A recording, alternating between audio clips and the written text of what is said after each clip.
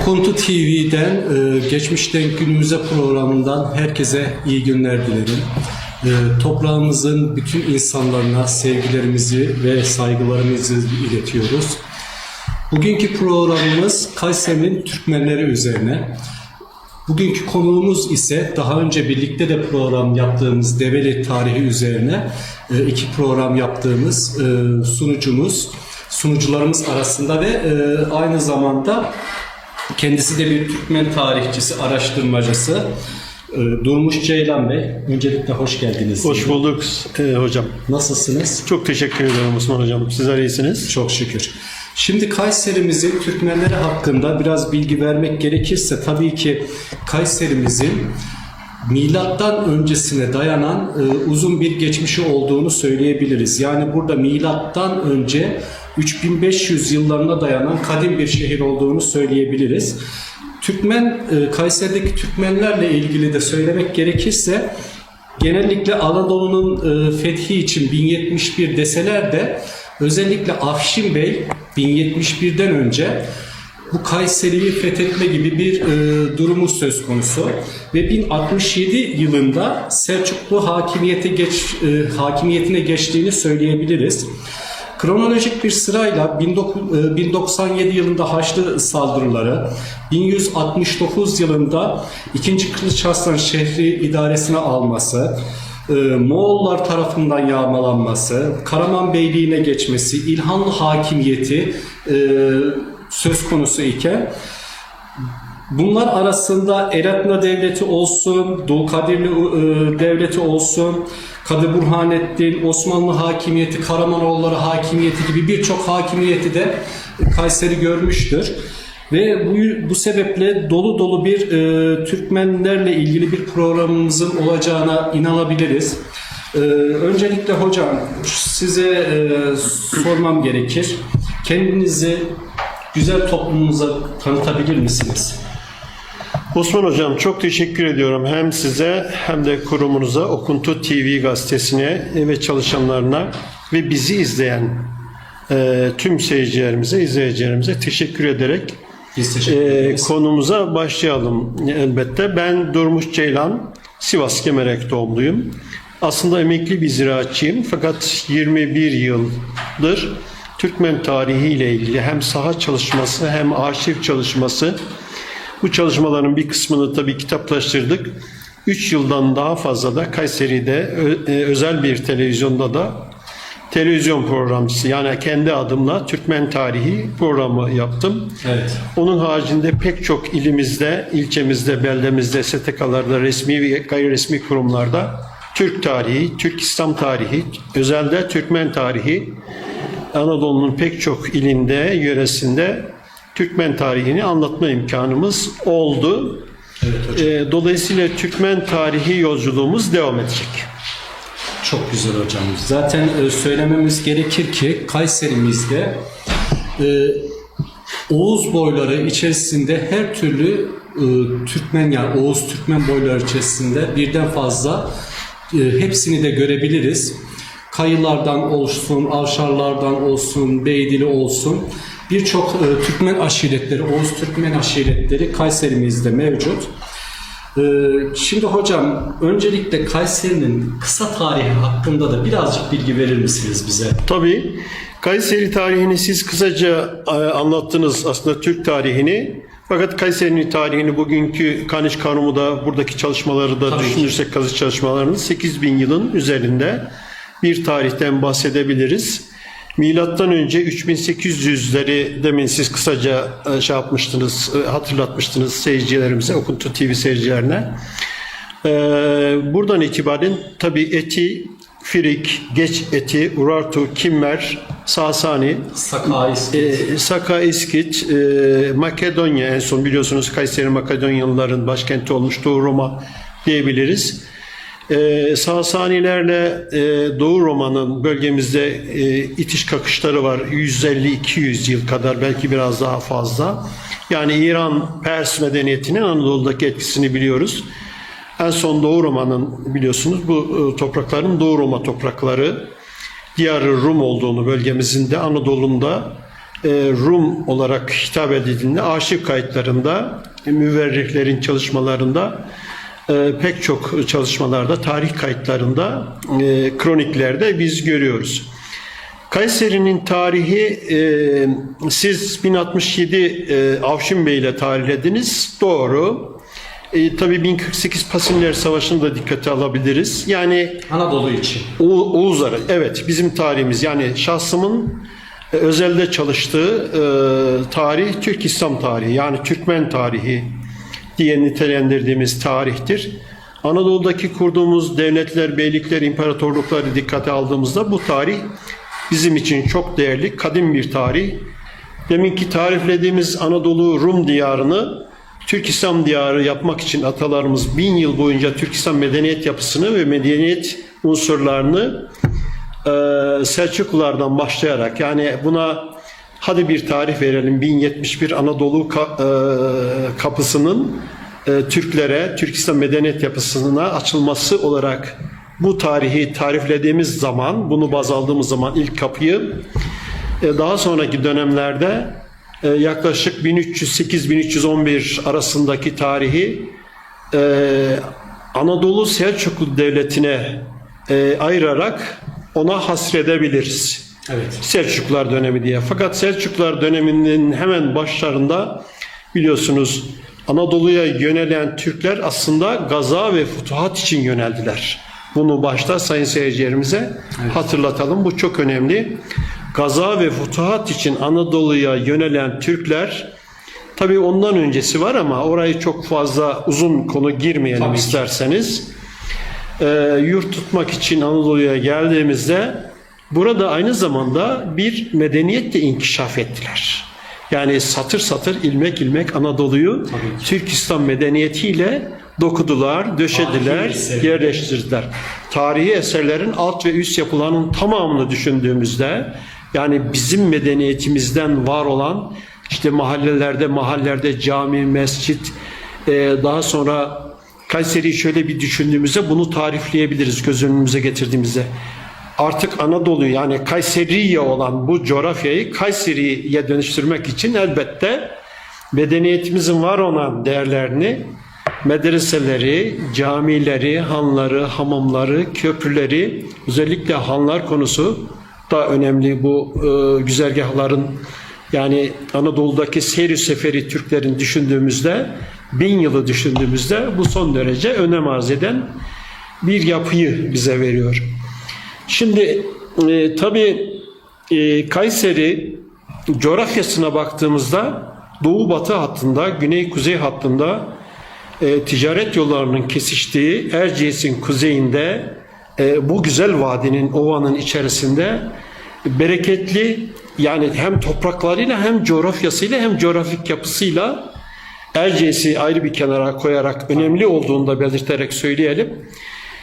Burayı tabii göç yollarında düşündüğümüzde savaş yolları, güzergahları, İpek yolunun ana parçasını teşkil eden Kayseri elbette 21. yüzyıla geldiğinde, yani 10. yüzyıldan başlayarak, yani 980'leri de dikkate aldığımızda Anadolu'ya geliş tarihimizin ilk başlangıcıdır o. Deminki verdiğimiz tarihler caridir. Lakin daha öncesi de tabii kısa kısa Anadolu'ya yoklamaları olmuştur Türklerin. Evet. Özellikle Selçuk vakiyesi Türklerinin, Selçuk hanedanlığına ait beylerin Anadolu'yu bir baştan bir başa kat ettiğini siz Avşin'den örnek verdiğiniz ama birkaç örnek daha var. Şimdi bu coğrafyada, Kayseri'de büyük bir medeniyet kuruldu. Adı Türk İslam Medeniyeti. Evet. Kayseriye diye bildiğimiz Roma'dan beri 5-6 tane ismini değişerek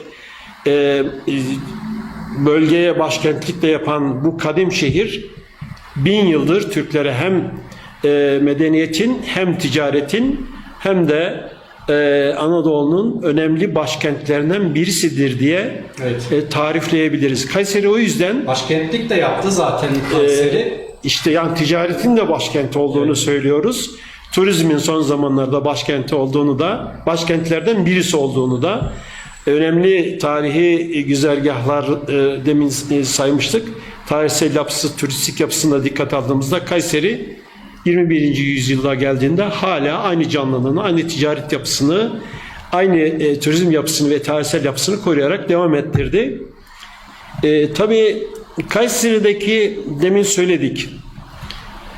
Pek çok Anadolu'da biz imparatorluk ve beylik kurduk. Anadolu'da aşağı yukarı 200'ün üzerinde literatürlere geçen 110'un üzerinde imparatorluk, devlet, beylik kurduk.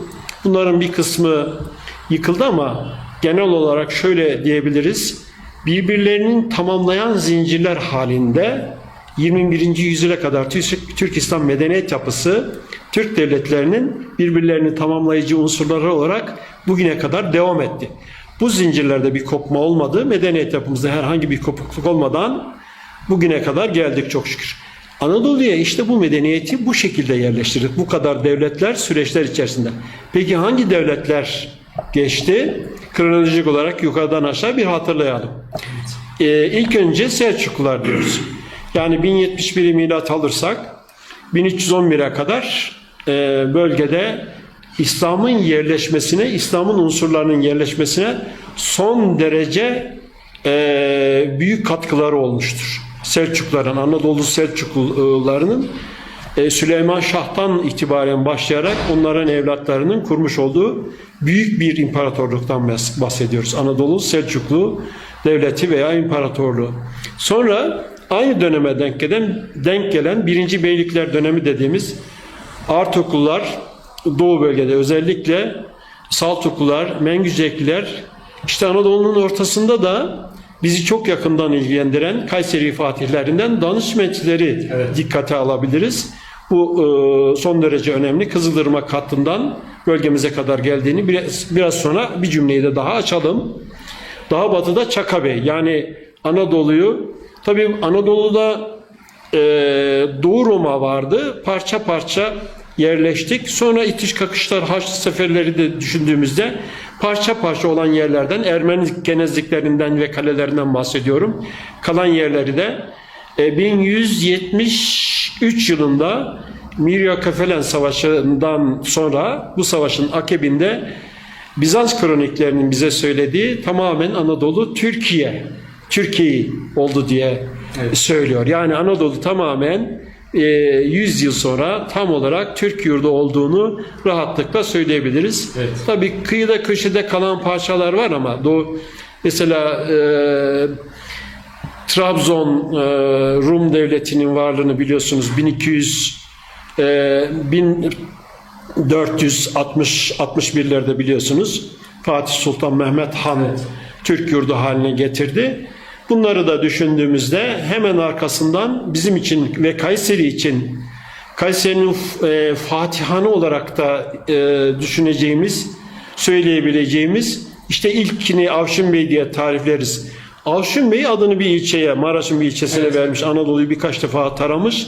Çok cevval, cesur, Kayseri üzerinden neredeyse Üsküdar'a kadar da giden bir Selçuklu Melikini takip ederek oraya kadar giden, Anadolu'yu birkaç defa yoklamalar yapan çok değerli bir Selçuklu Bey olduğunu söyleyelim tırnak içinde. Sultan Alparslan'a da en yakın isimlerden diyebiliriz. Tabii. Onlara yine yakınlarından ve dayısı olan Danişment Gazi'yi hatırlayalım. Evet. Kayseri Fatihi diye tarif etmiştik. Biraz müsaade ederseniz biraz danışmentleri, Hazar'ın altında Göktürk Devleti bakiyesidir aslında. Bunlar Selçuklularla beraber, yani Çağrı ve Tuğrul Beylerle beraber Anadolu'ya yöneldikten sonra onlara destek vermiş, davete karşılık vermiş kaza ve futuhat için. 1071'deki o büyük muharebede de bulunmuş. Dayı yeğen diye tarif edebiliriz. Danışment Ahmet Gazi. Kim bunlar? Danış ve Mendiyeliler. Mendiyeliler aslında, danış ifadesi de dine çok önem verdiği, fakih olduğu için bir ünvanıdır Ahmet Gazi'nin. Sivas hattından önce Tokat bölgesinde konumlanan beyliği, daha sonra Sivas'ı başkent yaptıktan sonra daha batıya, Kızılırmak'ın aslında güneyinden de kuzeyinden de futuhatlarının Ankara'ya kadar var olduğunu biliyoruz. Biliyorsunuz Alparslan'ın böyle bir dirlik ve yer ve yurt verme sözüne binaen gazaya binaen her Türk'ün, her Alp'in ve Eren'in kanında ve ruhunda var olan ve ilahi nihayede var olacak bir yapıdan bahsediyoruz. Bu yapı bizim için, Türk İslam medeniyeti için ana unsurlardan bir tanesi. Hatta Kızıl Elmamız diye tarifleyebiliriz. Doğru bir tarif olur Osman Hocam bunu tariflersek. Sonra Selçuklular dönemini görüyoruz. Selçuklular döneminden bakiye kalan pek çok Türk, yani Selçuklu Türk yapısı var. Evet. Yani sağımıza, solumuza, buradan geriye, öne, kaleye, iç kaleye, dış kaleye, Selçuklu eserlerine, camilerine, büyük cami, küçük, iri ufaklı neredeyse 40-50 tane eserin var olduğunu, bugün hala cari olduğunu, sokaklarda Kayseri'nin, güzel Kayserimizin sokaklarında yürüdüğümüzde bunları görebiliyoruz. Evet. Çok şükür. Türk İslam medeniyetinin bunlar ne diyoruz? Tapuları. Evet. Bakiyeleri, imzaları ve Türk yurdunun, Kayserimizin, güzel Kayserimizin tapuları. Bunlar çok değerli. Karşımızdaki burçtan itibaren, yani Talas Caddesi'nden daha yukarıya yürüdüğümüzde, daha güney ve kuzey Kayseri'nin mahallelerine tek tek baktığımızda her bir mahalle arasında mutlaka bir veya birkaç Selçuklu eseri görüyoruz. Evet. Bu son derece önemli. Buradan da Türk gençlerine, bu medeniyetin güzel insanlarına, neslimize, istikbalimizi yönetecek olan güzel gençlerimize bir cümle söyleyelim müsaade ederseniz. Evet. İşte bu eserleri görün, takip edin.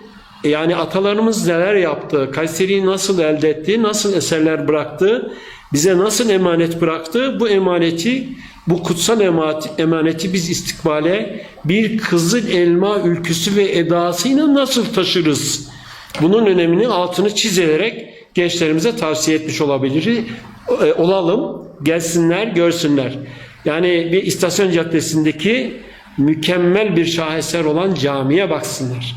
Evet. Bunlar Kılıç Cami. Hacı Kılıç Cami Selçuklu'nun taşa attığı kadim imzalardan bir tanesidir. Evet. Bu kadar mı? Hayır değil.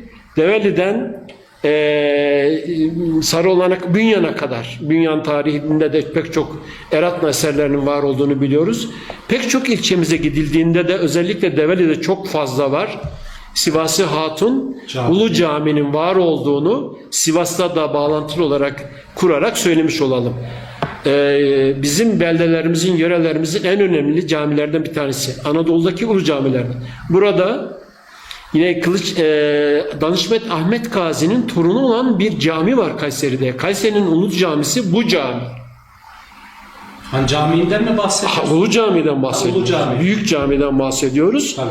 Kayseri'nin camisi yani bir Danışmetli eseridir. Danışmet Muhammed Gazi'nin yaptırmış olduğu Kayseri'de ikinci defa elde ettiğinde Kayseri Fatihi'dir de diye tarif edebiliriz. Daha sonra Muhammed Gazi biliyorsunuz Develi üzerinden daha doğuya yöneldi. Atalarının yolunu takip ederek Malatya'yı yine gaza ve futuhat yoluyla elde ettiği gibi, ta ki kim gibi? Ataları, yani kendi dedesi olan Danışmet Ahmet Gazi gibi. Evet. Bunlar son derece önemli Kayseri tarihi için, Türk İslam tarihi için.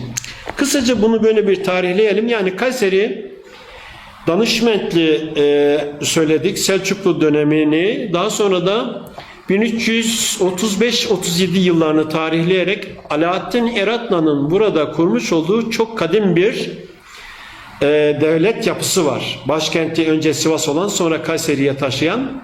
Ona Köse Peygamber de derler tarihçiler. Yani boğaya bindiği söyleniyor. Ata değil, çok kilolu, çok cesaretli. Alaaddin Eratna'dan bahsediyoruz. Evet. Eratna devletinin kurucusu. Bu devlet tabi 1381 yılına kadar devam etmiş. Sonra Kadı Burhanettin geliyor arkasından yine aynı şekilde devletin devamı şeklinde. 1300 yani 15. 16. yüzyılı tarih 16. yüzyıla varmadan bu devlet tamamen ortadan kalk, yani 1300 tam tarihini söyleyelim.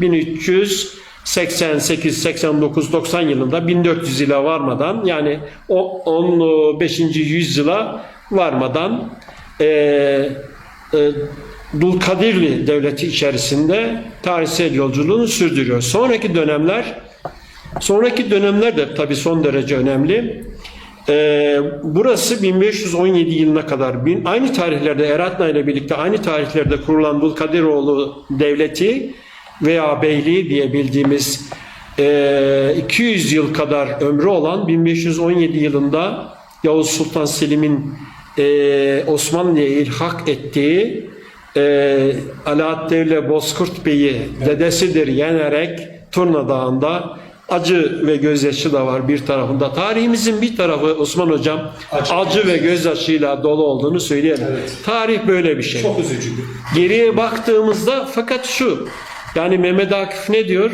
Tarihten ders alsaydı tarih mükerrer eder, tekrar eder miydi, değil mi? Evet. Ama bize düşen çok önemli bir konu, tarihten ders çıkartmamız lazım ve bu dersi de nesillerimize aktarmamız lazım ki tekrar bir tane daha hataya, yanlışa düşmeyelim. Özellikle devletlerin tarihinde hata yapma hiç yok.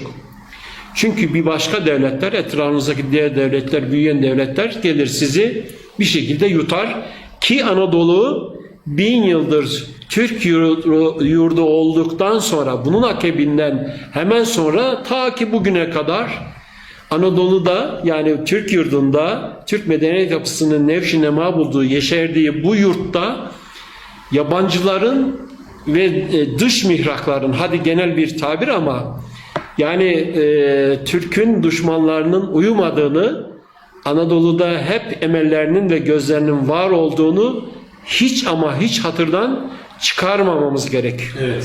Yani pek çok eserlerinde bugün bile Batı medeniyeti dediğimiz tek dışı kalmış canavar olarak Mehmet Akif'in tariflediği bu medeniyet diyelim tırnak içerisinde Anadolu'yu ve bizim atalarımızın kadim yurdumuza yerleştirdiği bu kadim medeniyeti her fırsatta ama her fırsatta boş bırakmıyor, kurcalıyor, ucundan çekiyor, kıyından çekiyor. Bugün bile bu yapı devam ettiğini gençlerimize bir tane daha hatırlatalım. Evet. İsterseniz aşiretler ve iskanlar konusuna mı geleceğiz? Yok hocam, oraya gelmeden önce gene başka sorularımız olduğu gibi ben de kısa bir ekleme yapmak istiyorum. Siz burada Türkmenlerin, Oğuzların, Türklerin tarihi eserlerinden bahsederken aynı zamanda türbe ve kümbetlerimiz de çok fazla burada, sayısı çok olan bir şey. Bir de şunu inkar etmemek gerekir ki Selçuklularla birlikte Beylikler döneminin de o dönemlere de ait eserler söz konusu. Mesela siz bilirsiniz ilerimizdeki Han Camii sanırım Beylikler döneminden kalma bir eser. Bunları hatırlatmak isterim. Hocam aynı zamanda şimdi Kayseri'nin Türkmen tarihinden bahsederken tarihsel süreç içerisinde bazı kavram ayrışmaları ve birlikteliği de söz konusu. Mesela Türk, Türkmen, Yörük, Yörükler de Anadolu'muzun birçok yerinde olduğu gibi Develimizde, Yeşilhisar'da olsun bazı yerlerde göçebe unsurlar da söz konusu. Bunlarla ilgili bilgi verir misiniz? Yani bunların arasındaki ayrım nedir? Fark nedir? Evet. Çok teşekkür ediyorum Ahmet Hocam bu soru için. Bu güzel bir Osman Hocam. Evet. Özür dileyerek. Osman Hocam bu önemli bir soru. Sık sık karşımıza çıkan bir soru. Seyircilerimizin de bu üç tane terimi birbirlerinden aslında farkı yok ama biz söyleyelim sondan başlayarak Yörük, et Yörükanı Türkmenan diye Osmanlı arşiv kayıtlarında geçen 14. ve 15. yüzyıllarda müverrihlerden, tarihçilerden ve kayıtlardan, kroniklerden gördüğümüz yürüyen Türkmen, yürümek fiilinden hareketle Yörükan denilmiş bu Türkmen gruplarına. Bunlar daha hareketli. Haymenişin dediğimiz, tamamen Haymeteyn dediğimiz veya yüzdeciyan dediğimiz, yani sürekli hareket halindeki olan, özellikle konar göçer diye tarif ettiğimiz Türkmenleri ifade ediyor. Bunların isimleri daha çok Kızılırmak yayının batısı ile Toroslardan Antalya'ya kadar olan tüm coğrafyalarda Türkmenler bu isimlerle anılmıştır. Evet. Fakat bunlar da yani Yörükanlar da Türkmenlerdir. Türkmenler kim? Konar geçer yapıyı da ifade eden fakat özelde yani biz binli yıllardan sonra 10. yüzyıldan itibaren Anadolu'ya yerleştik. Hatta bir geriye gidelim. Selçuklularla birlikte İtik Bulgarları diyelim Karahanlılar döneminde biraz daha 9. yüzyıla gittiğimizde Türkler İslam yapısıyla karşılaşıyorlar.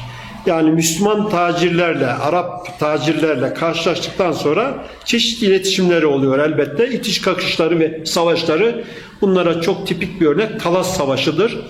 Talas Savaşı'ndan sonra daha çok tanış ve yakınmaları oluyor. Tabi tacirlerin bölgeye, Arap tacirlerin gitmesi, Kağanların ve Hanların çadırında onların misafir edilmesi, bu konuda yazılmış pek çok seyyahların kitapları var.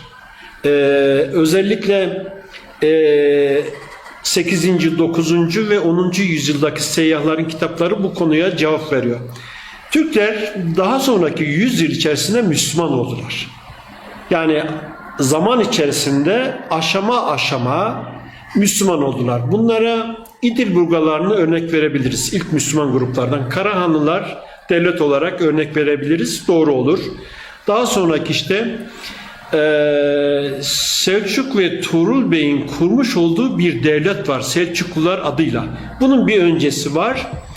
Burada Subaşı yani Selçuk Bey'in ataları Selçuk Subaşı'nın ayrılarak kendi devletini kurması var. Daha sonra bunun sebebi Müslüman olmasına bağlı. Evet. Niçin öyle diyor? Ben Müslüman olduğum için bir başka devlete vergi vermem.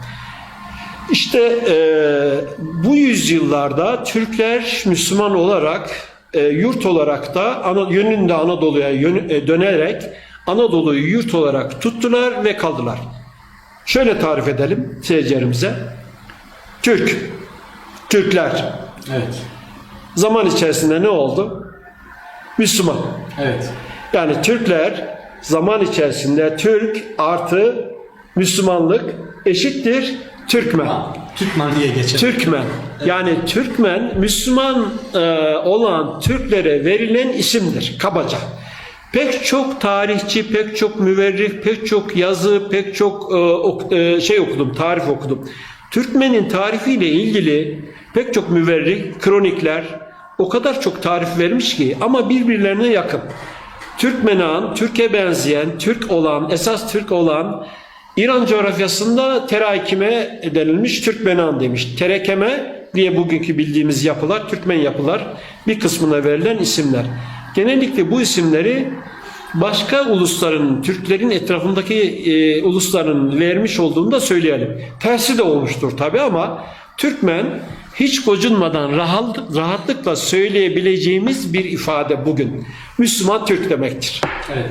Hocam aynı zamanda bunlara bir ek olarak söylemek gerekirse Türkmen kelimesinin anlamlarıyla ilgili birçok rivayet varken özellikle Hindistanlılar da Türkiye benzeyen anlamında da bir ifade kullandığına dair bilgi de veriliyor ayrıca. Evet. Bir de şöyle bir şey var. Ben Türk'üm anlamında Türkmen var. Hani öyle bir de söyleyiş Tabii var. ki men kelimesi men benim demek. Yani Azerbaycan coğrafyasında yani İran coğrafyasında Kuzey Azerbaycan dediğimiz bugünkü İran coğrafyası biliyorsunuz benim ifademle Orta Türkistan coğrafyasıdır. Evet. Türk coğrafyasıdır. Yani biz Anadolu'ya gelmeden önce Orta Türkistan'da yani İran coğrafyasında 11 tane Türk devleti kuruldu. Bunlar hala bu coğrafyada yani 2026'ya geldiğimizde İran'da 45 milyona yakın Türk ve Türkmen var. Evet. Peki Türk kim? Türk bizim üst kimliğimiz. O da biziz. Üst kimlik Türk. O da biziz. Evet. Yani biz Türk'üz. Hem Türk'üz biz hem Türkmeniz. Türkmeniz. Biz Yörük'üz. Kim bunu söylerse çok doğru söyledi diyeceğiz biz. Evet. Şimdi hocam konumuz Kayseri'deki Türkmen tarihi olunca Kayseri'nin Türkmen boylarıyla ilgili özellikle iskanlarıyla ilgili de biraz bilgi verirseniz insanlarımız daha iyi istifade etmiş olur diye düşünüyorum. Osman Hocam çok teşekkür ediyorum. Bu çok uzun bir konu. Böyle bir çalışmamız var Evet. konuyla ilgili. Bu 3 cilt aslında. Sonunda tanıtabiliriz. Zaten kitap tanıtımını da yapacağız. Çok önemli değil. Ben sadece çalışmalarımızın bir tanesi, biliyorsunuz uzun yıllar. Evet. Şahsım olarak 21 yıl kendimi Türkmen tarihine hasretmiş durumdayım. Fakat Kayseri tarihi bizim için çok özel tarihlerden bir tanesi. Bulunmuş olduğu coğrafya itibariyle Türkmenlerin dağılma ve toplanma noktasıdır. Demin söyledik, bu coğrafyada 11 veya 12 tane devlet, beylik kuruldu ve yıkıldı. İşte ard arda devam eden beylikler var. Arada adı anılmayan, ömrü kısa olan beylikler de var. Yani biz Dulkadirli'yi tarifledik, 200 yıl, yani 187-200 yıl arası. 1517'de bu devlet Osmanlı'ya ilhak oldu ama Osmanlı'dan sonraki 200 yılı da tarifledi. 200 yıl süreyle de etkisi sürdü Dulkadirli'nin. Dulkadirli Türkmenlerinin etrafa vermiş olduğu bir yapı var. Yani etrafın sosyolojik yapısını, insan yapısını düzenleyen yani Zulkadiriye, İfrazat-ı Zulkadiriye dediğimiz Dulkadir, Zulkadir aynı ifadeler. Onu söyleyelim. Seyircilerimiz daha yakinen bilmiş olsunlar. Bu ne diyor diye, tarihçimiz bu ne diyor acaba diye bir şey akıllarına gelmesin. Evet. Zulkadir ifadesi Farsçadan Dulkadir için kullanılan bir ifadedir. Daha çok Dulkadir ifadesi kullanılmıştır. Zeynüddin Karacabey'in 1330'larda kurmuş olduğu bir Türkmen beyliğidir. Öz ve öz Et-Devleti Türkmenan diye kayıtlarda geçen bir Türkmen devletidir, Türkmen beyliğidir. Yani daha sonraki dönemlerde Halil Bey, Süleyman Bey, Melik Şah Bey, daha sonraki dönemlerde gelen onların evlatları ve torunları en son Alaaddin Devle Bozkurt Bey'e kadar, yani 1522 yılına kadar diyelim, 17'dir ama arada bir Boşlukta oluyor. Yok, şöyle diyelim. Aynı Yavuz Sultan Selim Alaaddin Devle Bozkurt Bey'in torunudur. Anne tarafı. Yani annesi şöyle diyelim, daha net anlaşılsın. Dulkadirli devletinden, beyliğinden 11 tane gelin çeşitli devletlere gelin gitmiştir. Bunlardan 5 veya kesin olmamakla birlikte 6 tanesi de Osmanlı. devlet-i aliye gelin gitmiştir. Evet. Dolayısıyla yani Yavuz Sultan Selim'in Yıldırım Beyazıt'tan itibaren Fatih'e gelene kadar, Fatih'in eşi de Dulkadirli kızıdır, sultanıdır. Evet. Gelene kadar 5 tane sultan gelin vermiştir. Dolayısıyla bir akrabalık tesis etmiştir Dulkadirli ile. O yüzden dolayı en son resmi olarak en son diyelim Alaaddin Devle Bozkurt Bey'in torunudur Yavuz Sultan Selim. Bunu böylece seyircilerimiz bilsin. Hem coğrafi bir konu. Evet, bu konuyla ilgili pek çok çalışma, pek çok program yaptık. Aşağı yukarı 15 bölüme yakın Türkmen tarihinde ilgili olan arkadaşlarımız oraya ulaşıp izleyebilirler. Dolayısıyla bölgemizdeki Türkmen iskanlarının, Türkmen yapısının ağırlığı Dulkadirli Türkmenleridir. O kadar mı? Değil elbette. Biraz daha geriye gidelim. İlk bölgemizdeki iskan Danışmetli Bakiyeleri iskanlarıdır. Yani 1070'ten sonra 80 bin çadır Anadolu'ya gelerek yerleşti.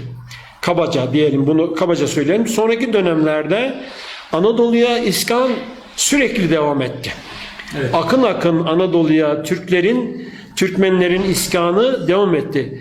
Şimdi biz Selçuklu dönemini, Ali Selçuklu'yu söyledik kısaca. Danışmetli ve 1. Beylikler dönemini söyledik. Lakin 2. Beylikler dönemi var. Yani Anadolu'da 17-18'e yakın 2. Beylikler dönemi dediğimiz ara bir dönem var.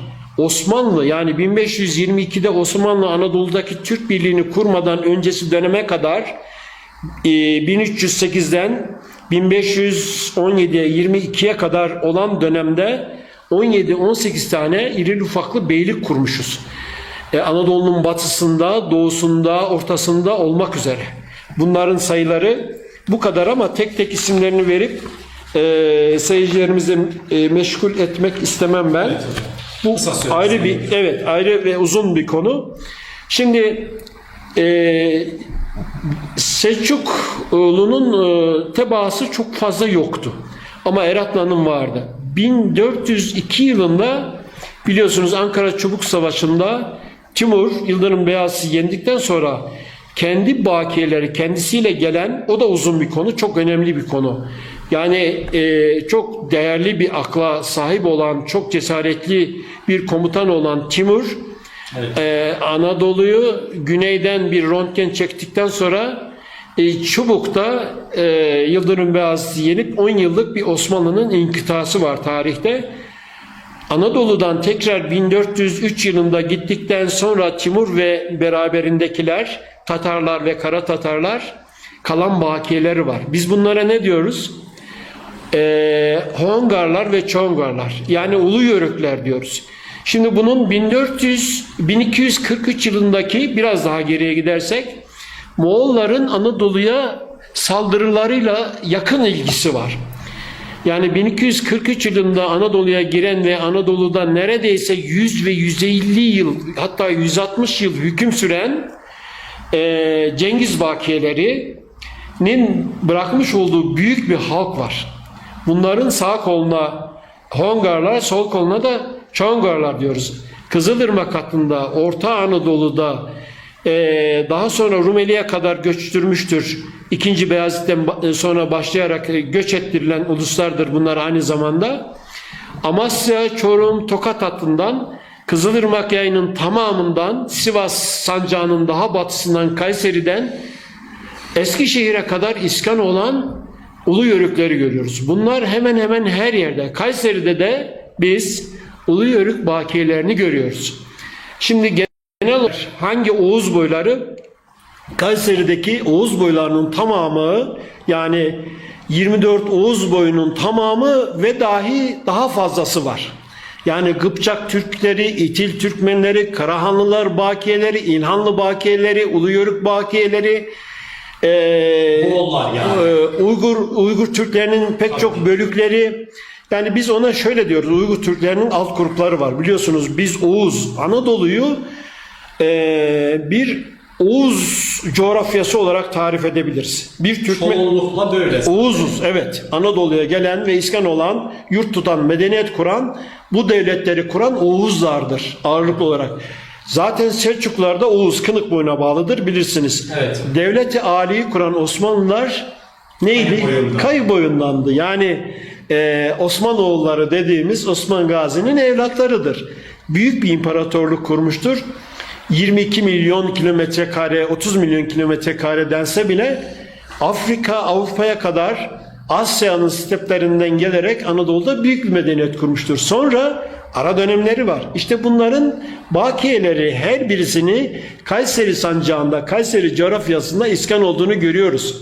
Akkoyunlu'yu aldıktan sonra Bozulus Türkmenleri dediğimiz büyük kütleler Maraş sancağı, Malatya ve Maraş sancağı üzerinden Kayseri'ye gelerek iskan ettirilmiştir. Yahya'da bile var hocam. Özellikle Kanuni Sultan Süleyman döneminde 1556 tahrirlerine baktığımızda, 1576 tahrirlerine baktığımızda Birecik tahrir defterlerine Hısn-ı Mansur, yani Adıyaman, Malatya sancağı dediğimiz, Maraş sancağı dediğimiz, Birecik sancağı, bu sancakların tamamındaki defterlere baktığımızda ve Kayseri defterleriyle, Kayseri tahrir defterleriyle, avariz defterleriyle kıyas ettiğimizde görüyoruz ki birebir aşiretler aynı. O halde şunu söyleyeceğiz.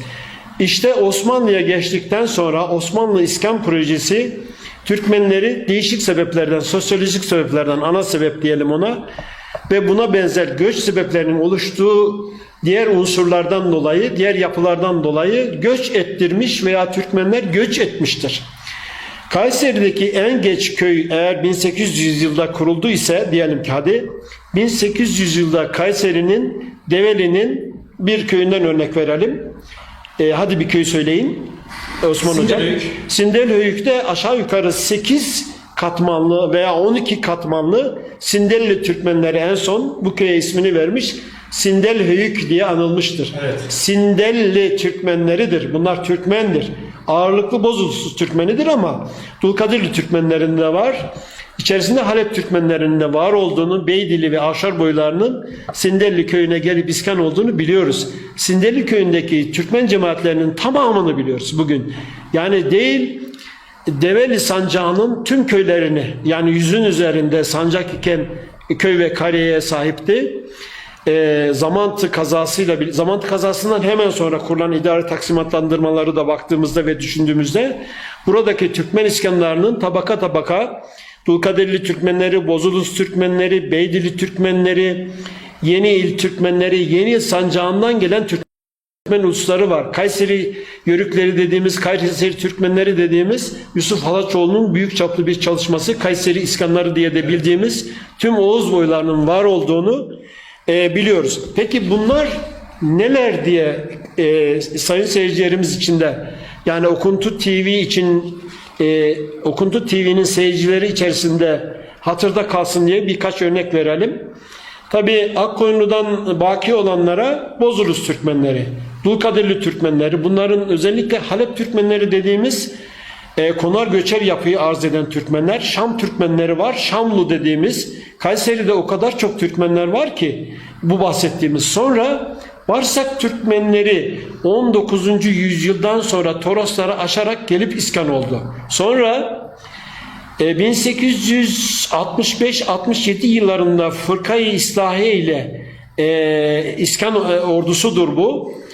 Payas'ta kurulan çok kudretli bir ordudur. İçerisinde Derviş Paşa'nın ve pek çok paşanın olduğu ve Türkmenleri iskan ettirdiği, zaman zaman sıkıntıların da çekildiği 1865'li yıllara gittiğimizde son ağırlıklı bu iskanların Avşarlarında var olduğunu söyleyerek Türkmenlerin tüm Kayseri coğrafyasına, özellikle Kayseri'nin güneyindeki Develi, Yeşilhisar hattındaki Niğde'ye kadar, biliyorsunuz Yeşilhisar ve civarı yöresi Niğde sancağına bağlıydı. Yakın zamanda Kayseri sancağına bağlandığını söyleyelim. Yani Kayseri'nin zamana sari olarak Kayseri sancağının idari taksimatlandırmaları, topografik ve coğrafik yapısı değişmiştir. Buralara iskan olan yapılar veya bağlı oldukları sancaklar ve kazalarda değişmiştir. Bunu antiparantez içerisinde söyleyelim. Irmak tarafı dediğimiz, kenarı ırmak dediğimiz, yani Kayseri'nin kuzeyindeki kazalara bunların büyük bir kısmının Bozok sancağına bağlı olduğunu, zaman içerisindeki idari taksimatlandırmada bu sancağında Sivas, eyaleti Ruma, Sivas'a bağlı olduğunu, Kayseri'nin doğusunun tamamını neredeyse bugünkü Aziziye, Bünyan, Hamit, Develi, Karahisar diyelim ona, bir bölümünün de Sivas sancağına bağlı olduğunu, hemen akabinde Ankara sancağına Vecihi Paşa'nın olduğu dönemdedir. İskanların ve Avşar iskanlarının yönetildiği dönemdir aynı zamanda bu. Buralara bağlı olduğunu da söylemiş olalım. Peki dönemsel olarak düştüğümüzde Sindelhöyük'ten örnek, Sindelhöyük, evet, yanlış söylemiyorum.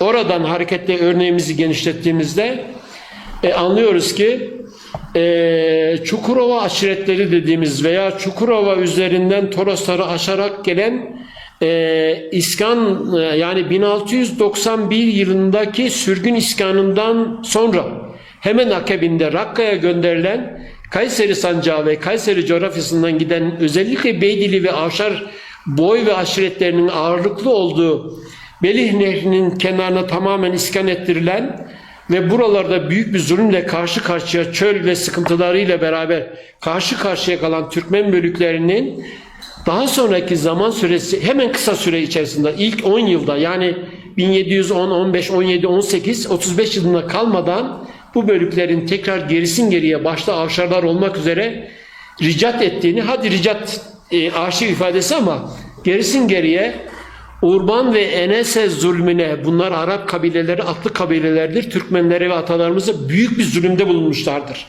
Bunların akabinde buralara yerleştiren Türkmenler, Osmanlı buraları aslında set amacıyla Türkmenleri biraz zorunlu iskana zorlayarak buralarda kendince sosyolojik sebepleri de düşündüğümüzde iskan ettirilen ve Kayseri coğrafyasında ağırlıklı Sivas sancağı ile beraber giden Türkmenlerdir bunlar. Ne oldu? Tekrar geriye döndüler. Yıl 18. yüzyılın başı. Evet. 17. yüzyılın sonu. Tarih 1691 yılı. Evet. Bölgeden gelen Türkmen iskanları, zorunlu iskanlar. Aslında Türkmenler, şunu söyleyelim Osman Hocam, büyük bir acı çekti. Evet. Şimdi Türkmenler 19. yüzyılda bir kısım sıkıntılarla beraber adaletsizliklerle de karşı karşıya geldi. Sicilli-i Şeriye'de, yani kadı sicilleri dediğimiz, özellikle yıllıklarda, yani vilayetin sancaklarının yıllıklarına baktığımızda 1869, 70, 71, 72, 78, 81'e kadar yıllıklar vardır.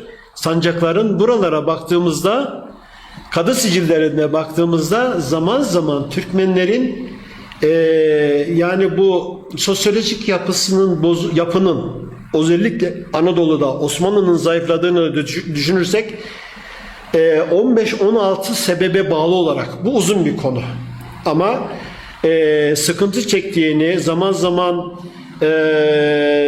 mali yapılarında bozulmalar olduğunu, vergi yapısından dolayı sıkıntılar çektiğini, idarecilerdeki haksızlık ve adaletsizlik, hadi öyle diyelim, yanlış da anlaşılmaktan korkarım elbette. Sosyal yapı bozulmuş biraz. Türkmenlerden işte 1831'de Asakir Mansure-i Muhammediye diye biliyorsunuz, Yeniçeri lağvedildikten sonra bir ordu kuruldu. Bu ordunun kemiği, bel kemiği Türkmenlerdir. Bizim ana yapımızdır. Türkmenlerden teşekkül ettirilen çocuk ordusu diye de bilinen bir ordudur. İşte buralarda Türkmenler mal varlığı ve sıkıntıları biraz daha artmış. Osmanlı'nın da dış cephelerde zayıflamasıyla beraber birlikte daha sonraki dönemlerde biliyorsunuz bu devlet-i âlinin, devasa imparatorluğunun çatısının yavaş yavaş zarar görüp yıkılmaya evrildiği dönemleri de hatırlarsak bunu doğru yere koymuş oluruz. 1900'lerde zaten geldiğimizde 1915-17 Ermeni mezaliminin, Ermeni zulmünün başladığı da, diğer tebaaların da, Osmanlı'daki diğer tebaaların etkisiyle de işte Osmanlı'nın yıkılma sürecinin hızlandığını biliyoruz. Buralarda pek çok faktör ve etken var ama bunları ana faktör olarak da söyleyebiliriz. 15-16, yani 1915-16 Genç Türkiye Cumhuriyetimizin kurulmasından az evvelle döndüğümüzde, o 10 yıllık tarihe döndüğümüzde Osmanlı'nın hala Afrika'da topraklarının var olduğunu, Arap kıtasında Biladüs Şam dediğimiz bizim Türkmen yurdu ve Türk yurdu olarak Anadolu'dan önce de var olduğunu bildiğimiz Türk yurdudur bugünkü Halep toprakları. Yani Suriye'de bir yer yok. Biladüs Şam, Trablus Şam. Yani İsrail diye bir devlet yok. Mısır biliyorsunuz Memlüklerden sonra 1517'den sonra Türklere geçti. Daha öncesi de Türk. Yani Tolunoğulları, Eşitler falan. Tolunoğulları, Eşitler dönemi, Selahaddin Eyyubi'nin dönemi, Fatimiler dönemi bir geçiş dönemidir orası ama burası Türk yurdu, Türk toprakları. Şimdi nasıl? Bu topraklarda adalet kalktıktan sonra, Türkler gittikten sonra dikkatimizi çekelim. Seyircilerimize dikkatini çekmiş olalım. Adalet kalktıktan sonra bir coğrafyada zulüm abat olur Osman Hocam. Bu çok önemli. Türkler çekildi, zulüm abat oldu. Zulüm yaşardı bu topraklarda. Bugün bu coğrafyada adını, yani ülkemizin güneyindeki adını anmak istemediğimiz bir devletçik, terör devleti hatta dediğimiz devlet coğrafyanın tamamında gözyaşı akıtıyor. Neden? Neden? Adını bile anmak istemiyoruz. Neden? Şimdi bu coğrafya Türk coğrafyası. Hala buralarda Türk bakiyeleri var. Türk bunlar, Türk. Filistin'de bile var hocam. Evet. Yani Suriye'nin her tarafında, Kerkük'te, Halep'te. Kerkük neresi? Kürktür, Kerküktür, Kırk Türktür yani bunun özü. Evet. Musul bizim göz bebeklerimizden bir tanesidir. Bağdat hakeza öyle. Yani Orta Türkistan'ın bir parçasıdır. Irak dediğimiz, Irak diye bir devlet yok. Şimdi bu coğrafyaları, yani burada Bağdat'ın büyük bir medeniyet yapısı ve kapısı olduğunu bilmeliyiz. İsfahan, Tahran bugünkü Türk yurdudur. Alparslan'ın Sultan Alparslan'ın başkentidir. Diyarbakır, Diyarbakiriye Türk yurdudur. Neresidir burası? Karakoyunlular. Akkoyunluların merkezidir. İsfahan'la birlikte başkentidir burası. Türk yurdudur. Nereden bakarsanız alttan bakın, üstten bakın, sağdan bakın, soldan bakın Türktür. Bu coğrafya Türk medeniyetinin inkişaf ettiği yurttur. Bunu hiç kimse hiçbir şekilde ne kadar uğraşırlarsa uğraşsınlar silemezler. Neden? Çünkü biz buraya bu medeniyet adalet temelli bir medeniyet yani vakıf temelli Anadolu irfanı dediğimiz bizim Orta Türkistan'dan getirdiğimiz bu medeniyet yapısı Ahmet Yesevi'nin İslam bakış açısı diyelim hadi ona ilahiyatçıların konusu ama oraya girmek istemiyorum. Anadolu'da oluşturmuş olduğu ilmek ilmek dokumuş olduğu bu mayayla inkişaf ettirdiği nevşi nema buldurduğu medeniyettir bu. Evet. Her bir yerde bizim mührümüz ve imzamız var. Yani şimdi peki hadi diyelim 100 yıla bakalım. Yani bütün bu tarihi anlattık. Medeniyet tarihi ve coğrafyamızı. Şimdi sağdan da saysanız bu coğrafyanın adı Türk'tür. Soldan da saysanız Türk'tür. Yukarıdan aşağıdan nereden bakarsanız bakın Türk İslam medeniyet yapısıdır. Bunların temelinde de Türkmenler vardır. Evet. Bunun adı Türkmendir. Osmanlı'yı kuran Türkmendir. Selçuklu'yu kuran Türkmendir. Selçuk ve Tuğrul kardeşler Türkmendir. Orduları Türkmendir. Sonradan ordu yapısı biraz değişmiştir ama kurduğumuz tüm Anadolu'daki 200'e yakın saydığımız irili ufaklı beyliklerin tamamı Türkmen beylikleridir. Evet. Biz Türkmen ifadesini rahatlıkla kullanacağız. Türk ifadesini de dünyayı kucaklayarak kullanacağız. Tabii. Çünkü has kimliğimiz, öz kimliğimiz, asıl kimliğimiz bu. Coğrafyada yani dünyada yani yeryüzünde diyelim yani 350 milyon deniliyor ama biraz daha fazla olduğunu düşünüyorum ben. 500 milyonun üzerinde Türk var. Bugünkü Türk'ü ilkelerle kucaklaşmamız söz konusu. Dilde birlik, özde birlik, sözde birlik. Biliyorsunuz bu bizim için şiar. İşte bu yürüyüşün tamam edilmesi, yenilen parçalanan Türk yapısının yeniden birlikte olması, derüfte edilmesi aynı medeniyet çatısı içerisinde bu elzem. Evet. İşte bu bizlerin, Türklerin kızıl elması. Konuyu biraz dağıttık ama Osman Hocam. Biraz evet. Maşallahınız var. Yani bu konuda hocam maşallah derya gibisiniz. Zihninizde büyük bir yer edinmiş. Çok da güzel anlatıyorsunuz. Hocam son sorulara gelmeden şunu da söyleyelim. Şimdi bizim Kayserimizde ilçelerle birlikte şöyle söyleyebiliriz. Türkmenlerin, Oğuz Türklerinin bazı göç güzergahları vardır ki mesela Seyyid Burhanettin Akbaş hocamızı bilirsiniz. O da bazen kısaca bilgiler veriyor. Hem Maraş üzerinden hem Adana üzerinden bir göç güzergahı vardır. Evet. İlçelerde de burada da olsun. Evet hocam. Başka göç güzergahları da vardır. Bir de şöyle bir şey var hocam. Türkmenler açısından, Anadolu'daki Türkmenler açısından mesela Faruk Sümer Oğuzlar kitabında şu da geçiyor. Horasan'ın ayrı bir önemi vardır ki adını da yaşatıyorlar. 100 yıllar geçmesine rağmen Horasan'ın adını yaşatıyorlar Türkmenler. En azından bir 100 yıl öncesine kadar biz Horasan'dan geldik diyorlar. Böyle de bir göç güzergahı var tabii ki. Bunları da öğreniyoruz.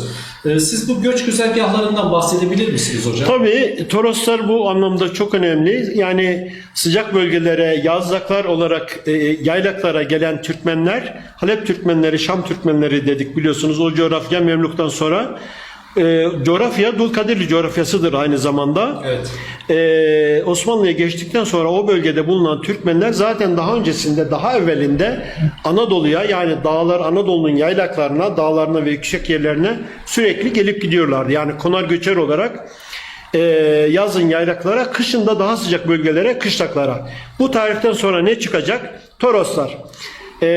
Özellikle geçit yerlerinden, Torosların geçit verdiği bugünkü karayolları olarak bildiğimiz, yani Sayınbeyli hattından Türkoğlu hattı var. Daha ileride Kahramanmaraş'ımızın daha batıdan gelen yerler var, hatlar var. Yani bugünkü Yahya'nın daha batısından Kayseri-Adana karayolundan bahsedebiliriz. Bu yollardan Türkmenler kuzey-güney hattını kullanmışlardır.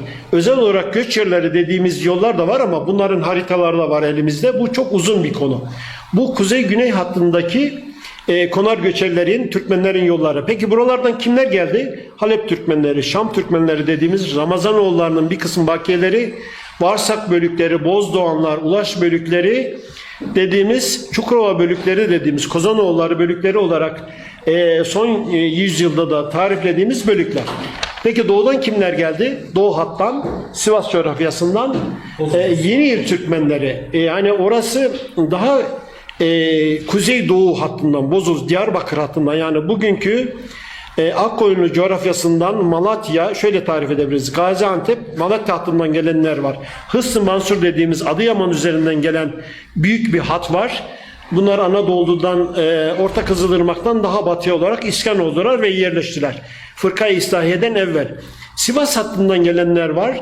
Bir de bahsetmedik ama önemli bir konu, 1501 yılında, 1502 yılında kurulan Anadolu'dan ağırlıklı olarak Türkmenlerin, Kızılbaş dediğimiz Türkmenlerin Orta Türkistan'a geçerek bu bölgede Şah İsmail etrafında toplanarak kurulan bir büyükçe Türk devleti var. Bu Türk devletidir, altını çizelim. Ayrı bir konudur. Buradan 1537'lerde dönen veya 1580-90'larda, yani Safevi Devleti'nin iç yapısındaki rahatsızlıklarından dolayı Anadolu'ya tekrar geriye dönen Türkmen grupları var. Doğudaki beyliklerden gelenler var. 19. 20. yüzyılda gelen diğer göç grupları da var ama bunları dikkate almayalım. Daha kuzeyden gelenler var. Yani Danışmetli Türkmenlerinin Uluyörük bölüklerinin Kızılırmak paralelinden daha batıya gittiklerini biliyoruz. Keskin vilayetine, Ankara vilayetine kadar gittiklerini biliyoruz. Fakat bugünkü Kayseri-Sivas karayolu sürekli göç yolu da olmuştur. Yani Sivas Türkmenlerinin, Kayseri sancağındaki Türkmenlerin doğu batı hattında veya ticaret yapan Türkmenlerin bu hattan göç yollarıyla birlikte veya ticaret yollarıyla birlikte Şam'a, Halep'e gittiklerini, buralardan ticaret yaptıklarını, sadece konar göçerler değil, Türkmenler aynı zamanda ticaret de yaptılar. Bunu da söyleyelim. Tabi orduların seyri seferleri var, bunu biliyoruz. Yani biz Irak'ın seferleri dediğimiz hem Yavuz Selim'in hem de sonraki Kanuni Sultan Süleyman ve 4. Murat ve daha sonraki padişahların Irak'a, yani İran coğrafyasına düzenlediği, Orta Türkistan'a düzenlediği, Safevi üzerine düzenlediği seferler var. Bu seferlerin güzergahlarını biliyoruz. Gidiş gelişiyor. Tabii Türkmenlerin buralardan etkileşildiğini,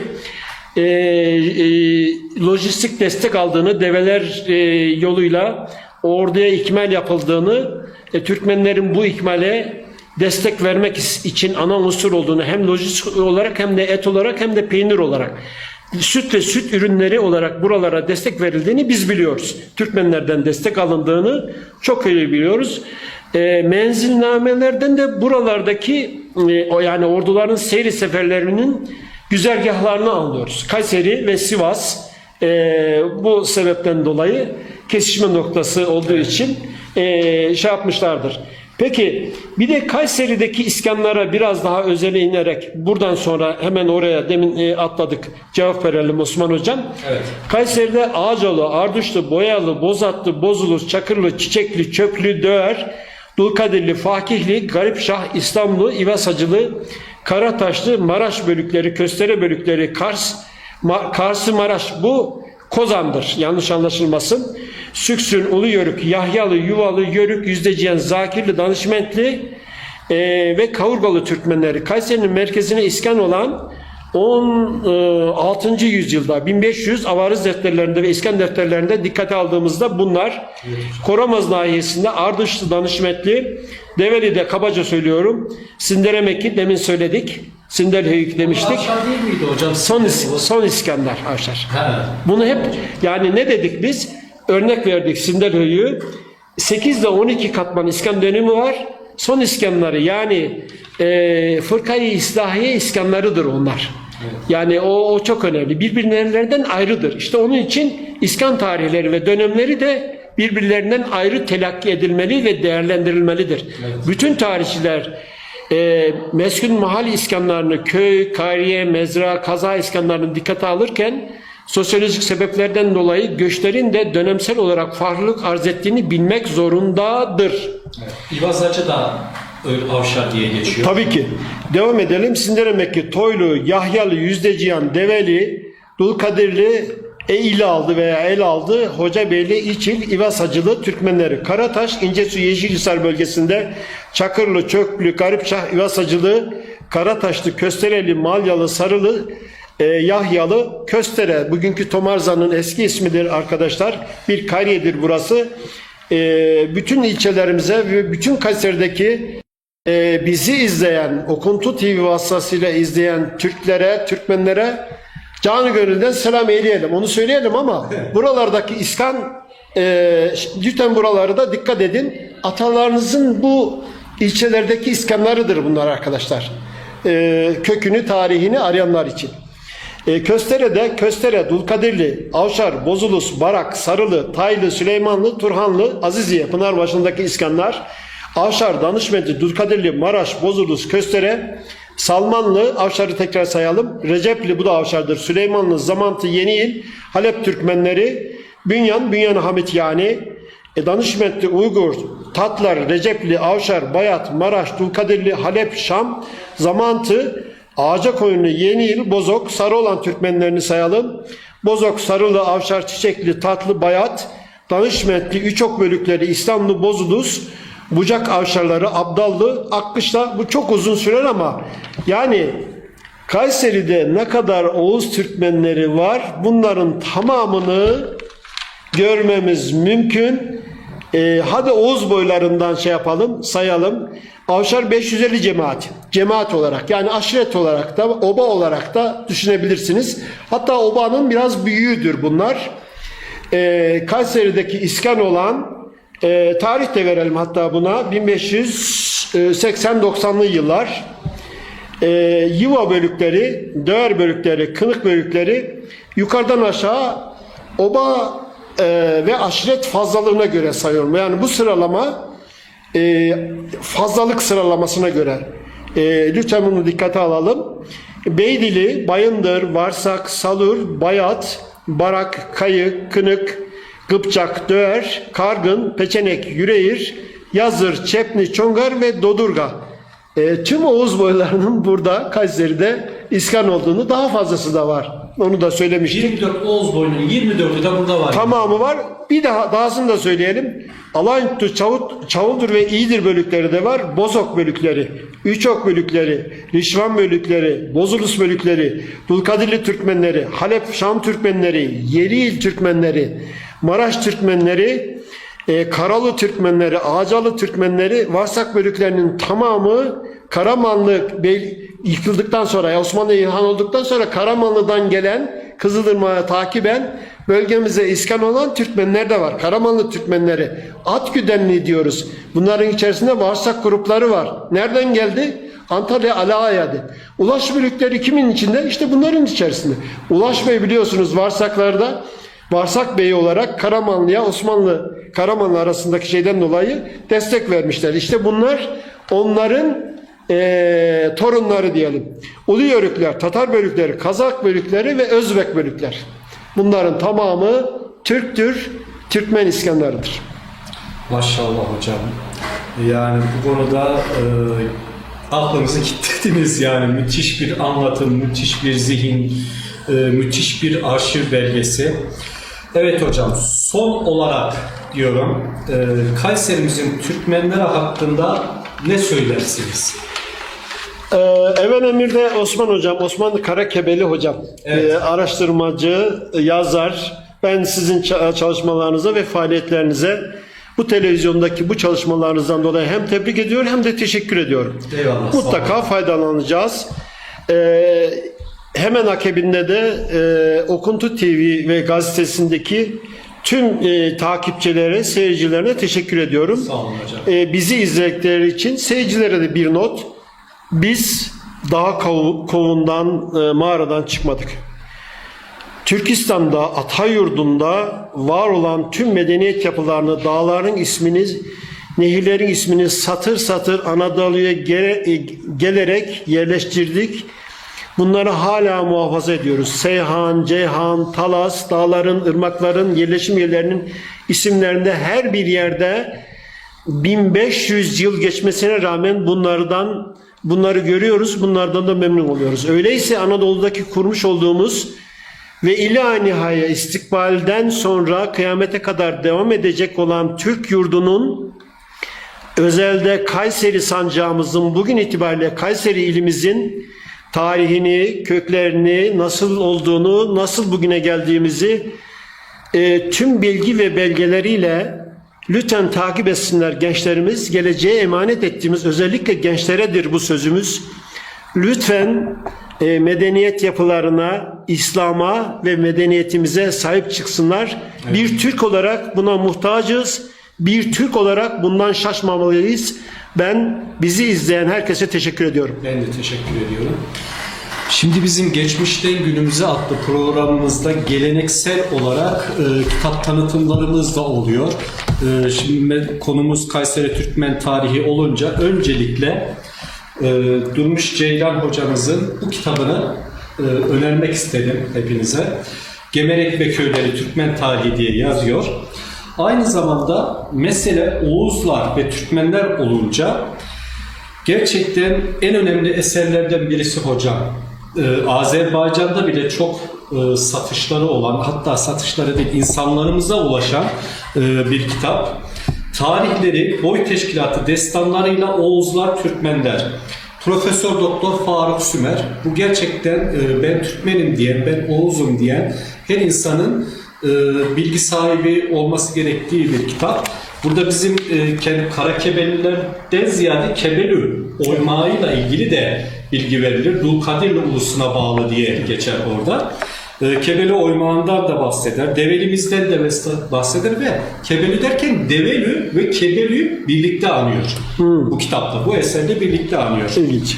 Bununla birlikte tabii ki Yusuf Halacıoğlu hocamızın eseri de çok önemli olduğu gibi onu yanımızda getiremedik. Ben de PDF olarak var o. Bizim kendi insanımız Tomarza'nın avşarlarından diyebiliriz Tufan Gündüz hocamızı. Evet, çok değerli bir hocamız. Anadolu'da Türkmen aşiretleri. Şöyle de biraz daha iyi görünür sanırım. Bu kitabımız da çok güzel. Ve Profesör Doktor Osman Karatay hocamızın da ilk Oğuzlarla ilgili kitabı, yani asıl kökleriyle ilgili, Türkmenler aynı zamanda Oğuz olduğu için köken, türeyiş ve erken tarihleri üzerinde çalışmalar. İlk Oğuzlar, Profesör Doktor Osman Karatay. Bu da çok ilginç bir kitaptır. Çok sıra dışı bilgiler veren bir hocamızdır. Kendimizi bilmek, özümüzü bilmek adına korumaya, savunmaya, yaşatmaya devam ediyoruz. Osman Karakebeli ile Geçmişten Günümüze programına yine son veriyoruz.